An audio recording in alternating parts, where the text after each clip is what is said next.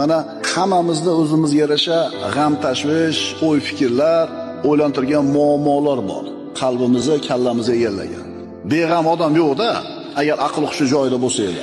Endi Rasululloh aytayaptilar, hamma g'amni bitta g'amga almashtir.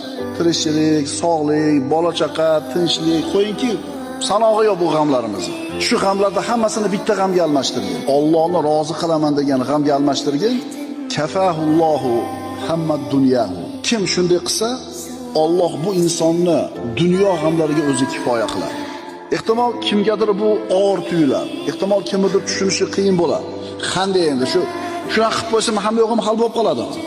Rasululloh shunday dedilarmi? Demak shunday bo'ladi. Chunki u zot as-sodiqul masduq bo'lgan zot. Endi sen ishonmayapsanmi? Bu sening muammoing.